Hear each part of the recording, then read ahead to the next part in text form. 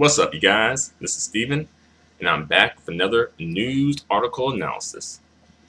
And this time, I'm going to be analyzing an article that is titled J-pop idol Koda Kumi is dynamite on stage. And this article was published in the Straits Times. It's a Singaporean newspaper, very popular. And the author of this article is Paige Lim. All right, so there you have it. And as you know, I'll read through the article and give my thoughts and opinions as I go. So with that being said, here we go. Vamos. It has been a long 15-year wait for Koda Kumi fans to catch their idol's first solo concert in Singapore. With so much fervid anticipation, the Japanese pop singer did not disappoint as she sang and danced with explosive gusto in front of a full capacity crowd at the Ground Theater last Saturday. In between one of Koda Kumi's 6 costume changes, the audience were treated to clips of her past concert tours. Dramatically elaborate productions of a younger baby-faced Koda Kumi emerging from a water-filled aquarium like a mermaid and brazenly swinging from a rope in the air a la Tarzan. Alright, so apparently Koda Kumi was the wild child back in the day. Koda Kumi, she was just like, woo, I'm a mermaid! Or like, woo, I'm Tarzan! Or either she just, hopped up on some substances or something. But I do think that's very creative, and she's very, she really puts herself into it, She's really trying to give people her all and give them something to really be mesmerized by. So, I'll give you a checkpoint for that, Koda Kumi. Right. Next, for those who were expecting acts of a similar grandiose scale, there were none last Saturday. Like some of Kumi's previous stops in Japan for her recently concluded 15th anniversary arena tour, the set at the Ground Theater was kept to a bare minimum, save for a big screen to air video projections. Sorry, y'all. All right, so they saying she ain't doing that in this concert, y'all. She ain't swinging from ropes. She ain't acting like a mermaid, swimming around like a mermaid. She just okay. And her set wasn't very elaborate this time around. It's very minimum. And, I'm sure when it's very minimum, you really have to come with a good performance, And I'm sure Koda Kumi came with a good performance, And she's celebrating her 15th anniversary in the music industry, y'all. So good for you, Coco. Good for you. Next, not that the lack of embellishments mattered, dubbed the Queen of Live, the singer captivated the 700-strong crowd of mostly middle-aged working professionals who would have been there since the start of career in the new millennium. So the Grand Theater is a very intimate concert hall. Not even really a concert hall, but a concert venue. Very intimate. And Koda Kumi's demographic apparently includes middle-aged working professionals. So I'm glad that Koda Kumi has a reach like that, because some people can only reach certain demographics. But it looks like Koda Kumi's reaching a demographic I didn't expect her to reach. So good for you, Coco. Good for you, Koda Kumi. All right. Next, her high-octane performance was commanding and dance routines energetic throughout the 2-hour concert. She powered through a 20-song set made up of singles from her latest album, Walk of My Life, and older songs, delivering hit after hit. all on key in her rich, husky voice. Sometimes a little too raspy, like,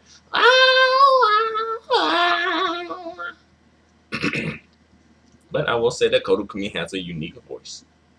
All right, so yeah, she coming with the dance moves, and she is performing a 20-song set, which is, respectable, very respectable. And it's made up of like probably her latest stuff, Walk of My Life, but she probably got some oldies and goodies, her classic signature songs up in there too. You know. All right, next, it was a more mature showing from the sex siren, known for her provocative dance moves and skin-bearing style in her music videos, perhaps even the dawn of a new age of sorts. Hmm, Koda Kumi not bearing skin, not being provocative. Hmm. That's seemed like they're trying to hint at that. All right. Next, after all, at a conference with the media on the eve of her concert here, the mother of one hinted at a desire to move on from her sexy image and instead be regarded as a strong and independent female by her fans. Hmm. The opening of the concert was one of the few times fans got to catch a glimpse of the singer's playful sex appeal. Woohoo! So Koda Kumi don't want to be sexy anymore, but that's like water not wanting to be wet anymore. Like the sky not wanting to be blue anymore. The sun not wanting to be yellow to emit heat. Like this is what you do. Like this is your image, though. You know. So, hmm. I'm thinking like is okay. Like Koda Kumi is, she has a certain, like when you meet someone or when you go or you listen to people's music, you kind of expect them to give you something, a certain something. Like, for example, I would go to, say, the singer Ayumi Hamasaki for a certain aspect of music, then the singer Utada for a certain aspect of music, or a certain style of music, a certain image, and then the singer Namie Amuro.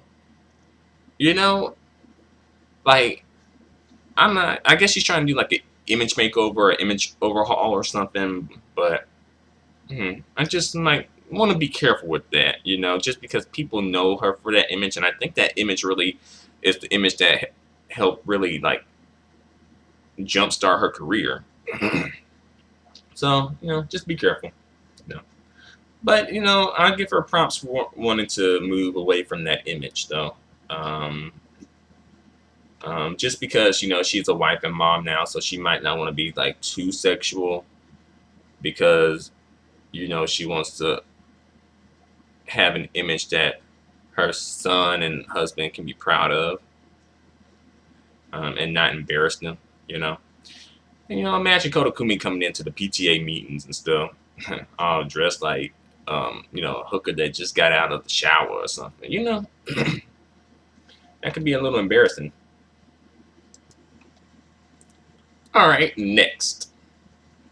Flanked by a 5-man dance crew, Kumi kicked off the evening with a string of fast-paced, catchy tunes such as Pop Diva from 2011, House Party from 2015, and Poppin' Love Cocktail from 2011. Clad in a colorful neon two-piece swimsuit underneath an oversized coat, which she later removed, the atmosphere was akin to a frothy summer beach party as she shook her hips wildly on stage and danced with beach towels.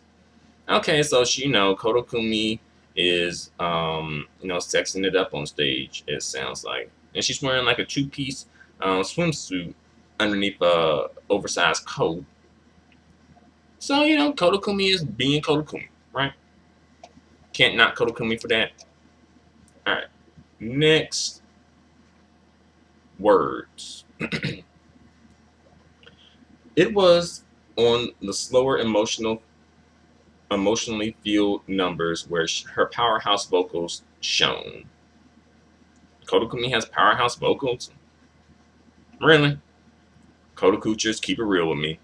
Does Koda Kumi have powerhouse vocals? Let's see. Gracefully striding across the stage alone in a full-length gown, she passionately belted out hit love ballad I Know Uta from 2007 and the searingly intense Walk of My Life from 2015 with raw conviction. Okay, all right, Koda Kumi is coming for it with her singing. She's like, I'm on the walk of my life. Hey, yeah. So, good for you, Koda Kumi. All right, next. The singer then returned in various edgy punk rocker outfits to get the crowd pumping again with tracks such as the hard-hitting dance song Taboo and the poppy Real Emotion from 2003. The theme song of the video, Final Fantasy X-2. Alright, so she got more songs for you guys. Alright, next. Midway through the concert, one lucky fan was invited on stage and handed a book to Koda Kumi herself to choose any song, or handed a book by Koda Kumi. So this person was handed a book by Koda Kumi to choose any of her songs, y'all. So this fan got to choose from Koda Kumi's whole discography, or at least the singles. I don't know which one. But yeah, this man got to choose a song. Ain't that cool? That's cool. I think a lot of singers should be doing that, you know? Let's see. It was an intimate and sincere gesture from the artist, who proceeded to serenade the clearly overwrought female fan seated beside her on a white couch. So this female fan is apparently, overwrought. Like, it's Koda Kumi, it's just freaking out apparently. So good for that band. I got to meet Koda Kumi up in person and choose a song. Let's see. Next, the highlight of the night indisputably came toward the end when the singer returned on stage for an encore. With English subtitles flashing on the screen behind her, the Japanese-speaking artist was visibly emotional as she addressed the 15th anniversary milestone of her career and thanked her fans profusely for supporting her all these years. So, Koda Kumi getting a little emotional, y'all. Here she go. Quote unquote, you're never going to realize a big dream like that. I've been on the receiving end of those words many times, to the extent that I've had times when I actually had thoughts about quitting. So, somebody was telling Koda Kumi that was like, you ain't gonna never be no pop star. You ain't gonna never be no singer. And those words kind of got to her to the point where she was actually considering quitting. And she says this as she struggled to hold back tears. So, this is very emotional for her because she is looking back and she's like, wow, like, I almost quit, but I didn't quit. And look where it got me. Look what happened, you know? So, people are often quicker to tell you what you can't do versus what you can do. So you have to really know what you can do, because not many people are going to tell you what you can do. People are often really quick to tell you what you can't do. That's why, to an extent, I am really, you know, withholding when it comes to what I want to do, because I don't want people to tell me that I can't do that, or that it's silly, or that, oh, people, you can never do that. Really, you want to do that? Really? Just the negativity that I just don't want to entertain and deal with, you know? All right, next. Quote unquote, I'm sure for Everyone here, there are times when you wondered what other people think, but your life is yours, and I hope you will not be wavered by someone else's opinions, she added to rapturous applause.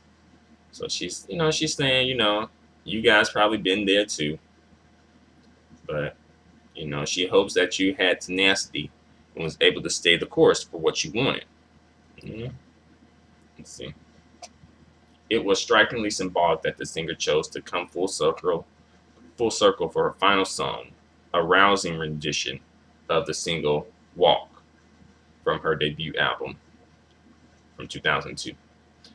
As Kumi raised her hand toward the crowd emphatically, there could not have been a more fitting way to close the show and close this article. So there you have it, you guys. That's Koda Kumi, really elaborating and going into depth. Well, she didn't really go into depth, but Koda Kumi speaking on, her tough times, as well as, because really this whole article is more or less like, more or less like a concert review, you know. But I do appreciate that. Koda Kumi let a fan choose a song. I appreciate that. So you get a checkpoint in my book for that, Koda Kumi. And I appreciate that Koda Kumi, took time to speak to the audience about, her journey and her struggle, you know, and just to kind of bring it all full circle because this was her 15th anniversary, and she's like, wow, I've been in this industry for 15 years. Some people were probably counting her out, probably thinking that she wasn't going to be a big hit and last for a very long time. And as well, some people are saying she probably couldn't even do something like this, And looking back on what I've seen from Koda Kumi back in the day, yeah, I could kind of see where some people were coming from. But Koda Kumi proved them wrong, you know? So that's what you gotta do. You just gotta keep going if you really want something. Like Koda Kumi did. So, Koda Kumi has some tenacity. And for that, you definitely get a checkpoint in my book for that. Alright, you guys. There you have it. Feel free to comment. Feel free to subscribe. Feel free to give me a thumbs up. Your feedback and support are extremely appreciated and extremely valued. Until the next news article analysis, adios and goodbye for now.